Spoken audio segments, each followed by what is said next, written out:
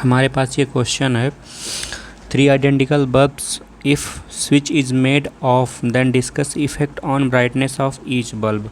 हम यहाँ पे इस क्वेश्चन को 2 मेथड से करने जाएंगे और जिसमें हम इंडिविजुअल बल्ब का पोटेंशियल निकालना, इंडिविजुअल बल्ब का करंट निकालना, इन सब चीज़ों के बारे में डिस्कस करेंगे, जिससे हमारे कई सारे कॉन्सेप्ट यहाँ पे रिवाइज हो जाएंगे। और ये क्वेश्चन बहुत पहले कभी एग्ज़ाम्स में आया हुआ है और कई बार आया हुआ है कई सारे एग्ज़ाम्स में। तो इसमें पूछा है 3 identical bulbs if switch is made off then discuss effect on brightness of each bulb. तो क्वेश्चन में सबसे पहले हम जब स्विच ऑन है उसके तब जो है डिस्कस कर लेते हैं उस टाइम पे उसकी बातें। तो जब स्विच ऑन है, स्विच ऑन वाले कंडीशन पे, तो इसका पोटेंशियल V है और जो सब हैं आइडेंटिकल हैं तो सबका रेजिस्टेंस हम R मान ले रहे हैं। और ये दोनों हो गए हमारे R/2 और ये R और ये मिलके हमारा हो गया 3R/2। R इक्विवेलेंट हमारा हो गया इस सर्किट का जब स्विच ऑन है। तो इसका पोटेंशियल तो हमारा V हो गया, लेकिन इन दोनों का पोटेंशियल सेम है और जब इनका पोटेंशियल निकालेंगे तो वो R/2 आ जाएगा।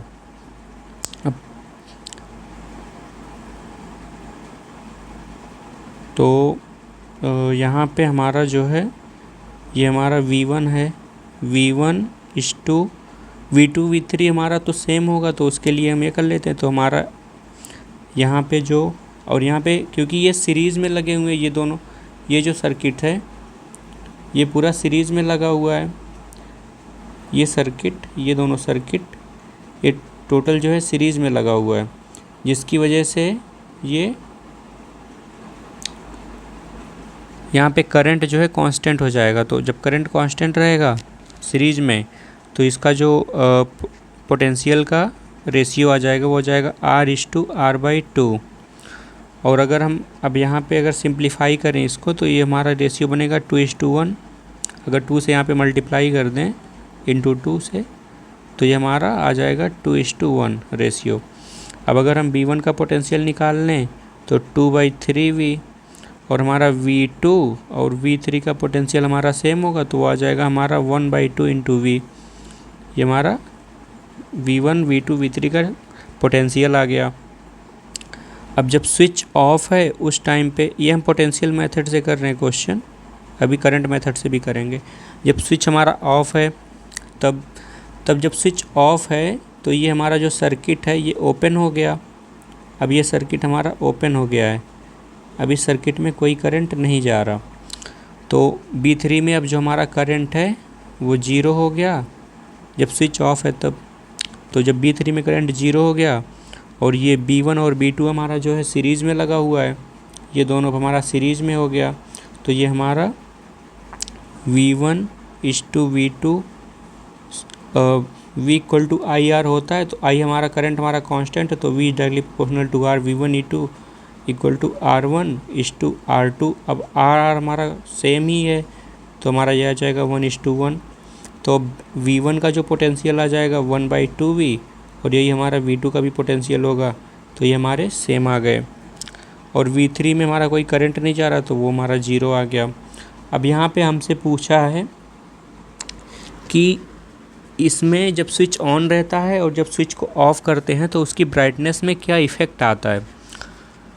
तो किसी चीज़ के ब्राइटनेस में अगर हमको इफ़ेक्ट देखना हो, वो भी जब ये मिक्स्ड ग्रुपिंग रहता है, उस टाइम पे हम क्या करते हैं कि जो हमारा इनपुट होता है, इनपुट हमारा पोटेंशियल भी हो सकता है और करंट भी हो सकता है। तो अगर इनपुट ज़्यादा है, ठीक, अगर इनपुट ज़्यादा है तो पावर हमारी ज़्यादा होती है और जब पावर ज़्यादा होती है तो ब्राइटनेस भी हमारी जो है ज़्यादा होती है।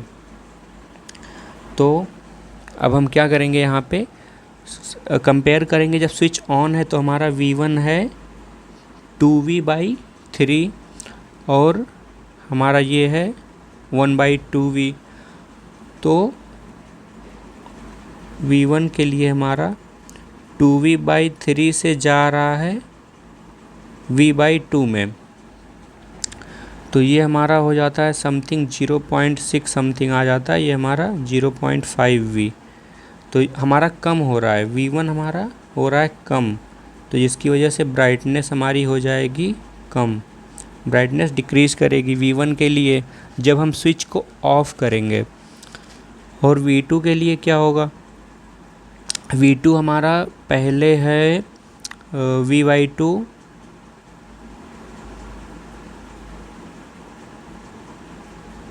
V2 हमारा पहले है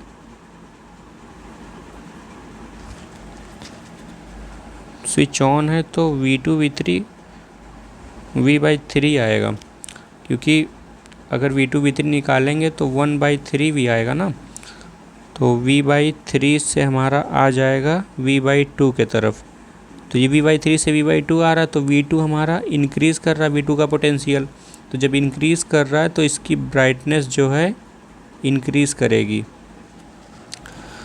और ये हमारा पहला मेथड हो गया पोटेंशियल के से। अब हम दूसरा मेथड से सॉल्व करेंगे करंट के मेथड। तो करंट के मेथड से सॉल्व करने के लिए सबसे पहले हम यहाँ पे सर्किट बना लें। तो हमारा सर्किट है, ये हमारा बैटरी है, B है इसका पोटेंशियल, ये हमारा बल्ब 1 है, ये हमारा बल्ब 2 है, ये हमारा स्विच है जब ऑन है, ये हमारा बल्ब 3 है। और दूसरा केस हमारा बन रहा B1 B2, ये हमारा स्विच ऑफ के केस में B3, और ये बैटरी V, ये हमारा हो गया। अब इस केस में क्या है, हम देखेंगे कि हमारा जो है करंट यहाँ पे जा रहा, तो करंट गया I, मान लेते हैं इसको I इसमें गया, और ये इसका रेजिस्टेंस R है और इन दोनों का रेजिस्टेंस R/2 है। तो जो सर्किट में करंट जाएगा I सर्किट, तो इसका जो टोटल रेजिस्टेंस हो जाएगा वो हो जाएगा 3R/2। तो I सर्किट हो जाएगा V/3R/2, तो ये हो जाएगा 2V/3R। ठीक, सर्किट का करंट। तो I1 तो हमारा हो जाएगा 2V/3R, क्योंकि जो करंट जा रहा है वो I1 में पूरा जा रहा है, लेकिन I2 इक्वल टू I3 होगा। तो यहाँ पे जो करंट जा रहा है वो, क्योंकि इनका रेजिस्टेंस सेम है तो करंट आधा आधा बट जाएगा, तो ये हो जाएगा 2V/3R इंटू 1/2, तो ये आ जाएगा V/3R। I2 और I3 हमारा V/3R आ गया। और इसमें B3 में तो कोई करंट जा ही नहीं रहा, ये हमारा 0 है, और जो हमारा करंट जा रहा I, ये B1 और B2 में ही जा रहा, तो I सर्किट हम निकालेंगे तो इसका जो रेजिस्टेंस हो गया R इक्विवेलेंट हो गया, R इक्विवेलेंट आ गया 2R, तो V/2R। और I1 और I2 हमारा आ जाएगा, इसमें जो है I1 I2 V/2R आ जाएगा, सेम है दोनों में।